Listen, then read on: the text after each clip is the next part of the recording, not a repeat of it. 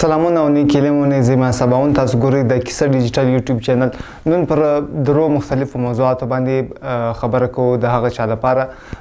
کوم چې اختر لمانځي په پاکستان کې دی او اختر یې ورځ ناوخته لمانځلی دی. د اختر کوم مصروفیات چې هغه ورځ ناوخته په 11 مارچ هغوی ته یو وارې بیا د اختر مبارکي وایو.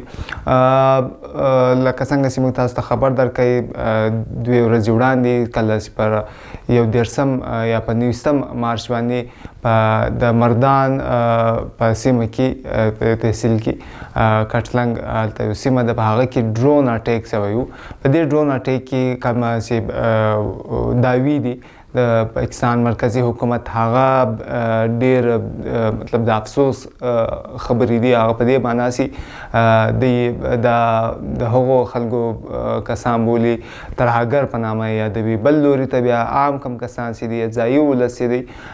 یا پښتانه سي دي په بله معنی په مجموعي توګه باندې هغوی دا وایي چې د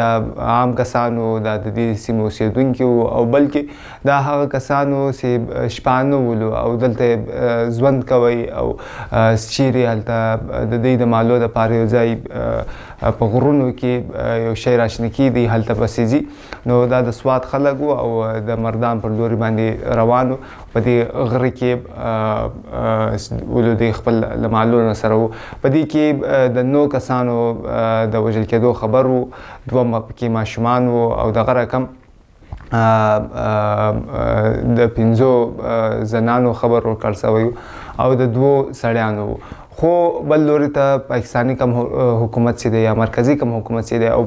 د خیبر پښتونخوا کم صوبایي کم حکومت چې دی د هغه ځای کم ترجمان چې دی هغه کم بیانونه ور باندې ورکړل. دا کیسه چې ولې دا زیاته متنازعه سو هغه په دې معنی چې دی ولدا ترهګر دی او دی دا خبر ورکړي چې که څه هم د خیبر پښتونخوا حکومت کم ترجمان دی هغه دا خبر ورکړی و چې په دې کې ترهګر وژل شوي دي او له دې محاسې وایي که ځایي اوسېدونکي وژل شوي په هغه کې د افسوس کوي، د غندنه کوي او د احتجاج ریکارډوي او دا خبره وکړه چې د مرکزي حکومت دوی ته په دې هکله باندې هېڅ معلومات او کوم له دوی سره مشوره نه وکړې. خو کوم چې د بیان مو ګورو د کوم خپل بیان ورکوي په هغه کې د دو لسترګو معلومي چې دی یو کوم خبره چې د هغه لیکلې ده او دی مسلسل خبر ګوري او هغه وایي. نو له دې څه معلومي چې د خپل خبر نه یا د خپل باندې لازمي خبره ده چې دی د حکومت ترجمان دی نو بیان به ورکوي. خو دی په دې کې خپل هم داسې محسوسه کېده چې دوی ته دا خبر یو چا ورکړی دی، دا د خپل الفاظ هم نه دي. په هغه کې دوی دا کوم د شهباز شریف چې د پاکستان وزیر اعظم هغوی پوسټ کړی و چې په دې کې د ترهګر وژل شوي دي او د عامو کسانو هېڅ خبرې هم نه ده کړې. نو په دې هکله باندې کوم احتجاج چې هغه لا زور پسې واخیستی او اوس د خیبر پښتونخوا کوم حکومت چې د پاکستان تحریک انصاف د هغوی تر خپل منځني کم اختلافات چې د هغه که څه هم موجود ول نو دې کیسې له وجې څخه هغه مخې ته رالو او باقاعده د یو بل پر ضد باندې احتجاجونه شروع کړي دي. حتی د بیرسټر صاحب چې د هغه او دغه رقم د وزیر اعلی چې د ګنډپور د هغه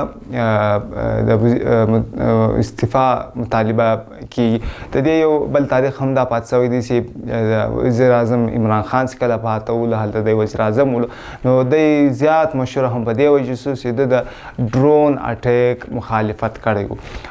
دو همیشه په خپل بیانونو کې په خپل کم سټیټمنټ چې به ورکول په هغه کې به د ډرون اټیک خلاف دغه کوي. نو په دې وجه باندې دی په خیبر پښتونخوا کې د زیات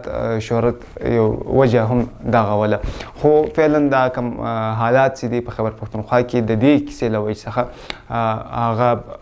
ډېر ترنګلي دي او دا به په راروانو شپو کې شاید نور هم کشف سي واخلي او د کوم اختلافات چې دي هغه به نور هم بس تاسیس ول سي اختر رالی په مابینس کې دي اکثره خلک ورسي اختر لوي سبا دا کیسه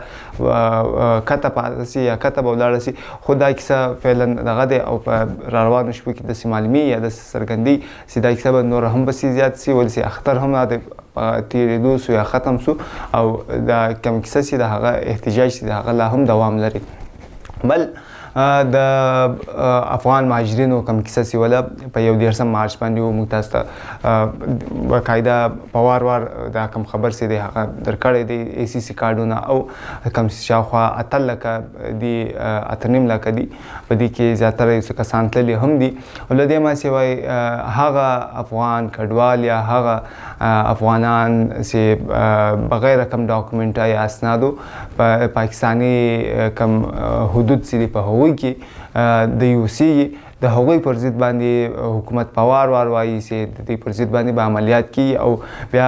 کوم مطالبه چې ولا د ای سی سی کارت یا افغان سټیزن کارت لرونکو له لوري څخه چې دوی ته د یو څه وخت ورکړي ولې روزه ده بیا اختر ده نو دا د خوشحالۍ موقع ده دوی هلته کډې کباروي او په روزه کې به بیا دا هر څه مشکل وي او طالبانو کوم حکومت چې دی هغه هم دا ویلي دي درخواست یې کړی دی چې کوم مهاجرین چې دي هغه د په یو وار نه راځي ول پر دوی باندې بیا بوج کی یا د کوم انتظامات چې هغه بیا مشکل ور باندې اوس 13 ورځ خبر راغلی و چې دا کوم د 11 مارچ پس دا کوم کریک ډاون سی وي یا د سی نیول دا هغه کې یو لش په بدلون راغلی دی او شاید تر 10 اپریل پورې دوی ته وخت ورکړل سي نن اول اپریل دی نو 10 اپریل پورې به دوی باندې کم کاروایی سي دا هغه باندې کیږي او 10 اپریل بعد 10 اپریل پس که څه کاروایی کېده هم سوکه به داسې بنی سي باقاعده به چاپې وهل کی او دوی بنول کی او لېږل کی اول به هغه کسان کچېري او چا ځای ورکړی دی په کرایه باندې ځای ورکړی دکان ورکړی یا کور ورکړی د هغوی پر ضد باندې به حکومت هغه تنګوي تر څو دا خلک مجبور سي او څوک څه کوي دغسې خو فعلا موږ دا شاهدان یو چې په د خیبر پښتونخوا په لنډي کوتل کې او دغه رقم په پېښور کې کیمپونه جوړ کړل سوي دي هلته نادره دفترونه او داسې نور دفترونه رسېدل تر څو دا کوم د افغانانو کوم د انتقالېدو کوم مرحله سي د هغه شروع سي او دغه رقم په چمن کې کوم دروازه سي د هغې ته نږدې هم د کیمپو خبر ورکړل سوی دی چې هلته به هم 2 کیمپونه جوړي خو دا کوم حالات چې دي یا کوم ویره چې ولا چې مطلب یو دم به لاس ورشول کي هغه فعلا تر یو حده پورې دغه دی خو کېدای سوی په راروان یا 10 اپریل بعد کوم حالات چې د هغه زیات بدل سي له دې ما سوای د بلوچستان کوم حالات چې دي هغه اخترجان منګل کوم درنه سي د پرلط سي د هغه ناست او د 2 ورځې الټیمیټیم ورکړی دی د مارنګ بلوچ او د نور کوم سیاسي کوم قیدان سي دي که هغه نه خلاص کړل سي نو اختر منګل کوم 13 ورځې اختر منځ هم په لکپاس باندې کړی وو د کوټې او د مستونګ تر مابینځ کوم سړک سي ده هغه بند دی د کوټه کراچي او تفتان هغه غټه لار ده دلته کوم مسافر سي تلو راتلو او ولې سي دا د کراچي او د کوټې تر مابینځ کوم مسافر دی هلته په غټ شمېر هلته په کوټه کې دي که په کراچي کې دي هغه اخترونو کې خپلو کورونو ته ځي او خو دا 2 ورځې تر اختر 2 ورځې مخته دا لاره بنده سوې وه نو په دې وجه باندې مسافرو ته زیات مشکل و او دا لاره اخترجان منګل یا بلوڅانو نه ده بنده کړې دا وال دی د حکومت بنده کړې تر څو د دوی مخ ونیسي او کوټې ته پرې نه ږدي دا لاره فعلا بنده او دوی د 2 ورځو وخت ورکړی ده که په نن سبا کې هغه کسان نسو خوشي نو دوی به بیا کوټې ته ننوځي او کوم خپل لانګ مارچ چې ده هغه ته به نوره وده ورکوي او د کوټې هاکي ګراونډ ته به ځانونه رسوي او که بیا هم د دې حکومت د دې